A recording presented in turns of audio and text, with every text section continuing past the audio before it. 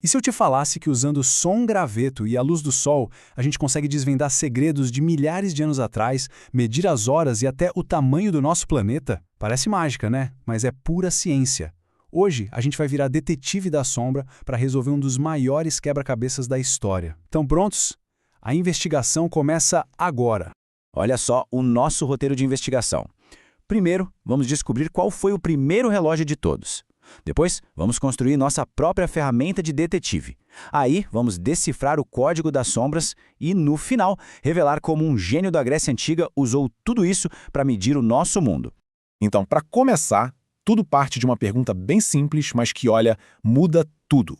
Já parou para pensar nisso? Sem celular para ver a hora, sem relógio no pulso, como é que o pessoal sabia a hora de almoçar ou de voltar para casa? A resposta não estava num aplicativo, não. Estava bem lá em cima, na nossa cabeça.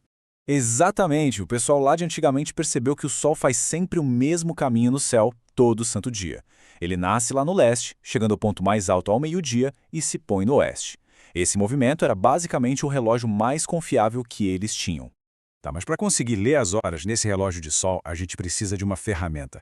O nome pode parecer meio complicado, mas essa é a nossa principal pista: o gnomo.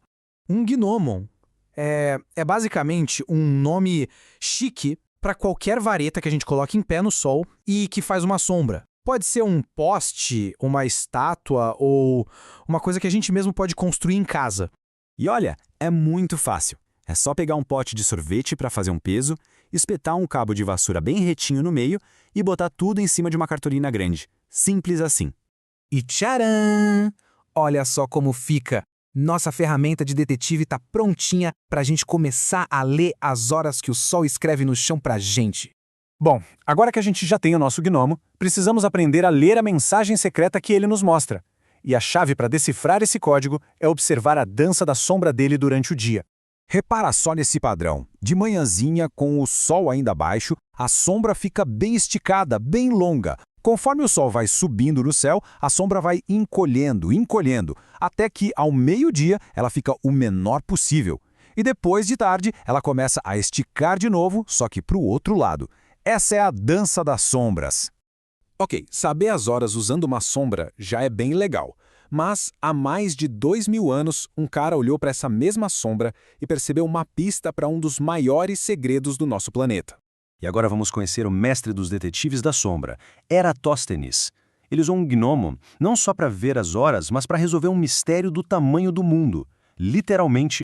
A investigação dele começou lá no Egito. Ele ficou sabendo de um boato de que numa cidade chamada Siene, num dia específico do ano, ao meio-dia, o sol ficava tão em cima da cabeça que as coisas não faziam sombra, nenhuma sombrinha. Só que na cidade dele, Alexandria, a 800 quilômetros de lá, isso não acontecia.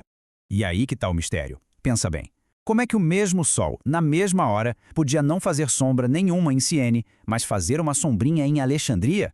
Aristóteles pensou: ué, se a Terra fosse chata, retinha, os raios de sol chegariam iguais em todos os lugares, e as sombras tinham que ser iguais. Mas não eram. Essa pequena diferença no tamanho das sombras foi a pista que o Eratóstenes precisava para fazer a maior descoberta da vida dele.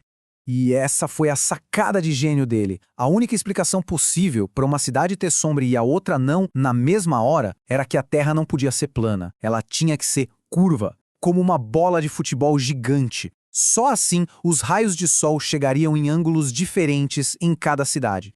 E ele não parou por aí, não. Ele era um cientista de verdade. Ele usou a matemática, mediu o ângulo daquela sombrinha em Alexandria, usou a distância que ele já sabia que tinha até Siene e fez um cálculo que para aquela época era coisa de outro mundo. Ele calculou que a volta completa no nosso planeta era de mais ou menos 40 mil quilômetros. Gente, pensem nisso. Ele mediu o mundo inteiro usando só uma vareta, a cabeça dele e a sombra do sol. Incrível! E o mais impressionante de tudo é o quão perto ele chegou. A medida que a gente tem hoje, feita com satélite, com foguete, com um monte de tecnologia, é de 40.075 quilômetros. Ele errou por muito, muito pouquinho. Isso só mostra o poder que a ciência e a observação têm. Essa descoberta incrível do Eratóstenes começou com uma coisa super simples. E agora chegou a nossa vez de sermos os cientistas e de continuar essa investigação. Que tal uma missão de detetive para fazer em casa? É super fácil.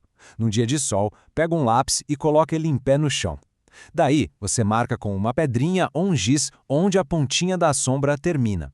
Depois de 1 hora, você volta lá e faz outra marca. Você vai ver com seus próprios olhos a sombra se mexendo. E fazendo isso, a gente não está só brincando, a gente está repetindo os mesmíssimos passos que os primeiros cientistas e astrônomos da história fizeram para entender o nosso lugar no universo. É como se a gente se conectasse com milhares de anos de descobertas. Isso tudo deixa uma pergunta no ar, né?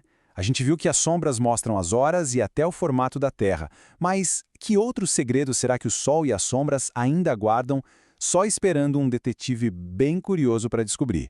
A investigação está apenas começando.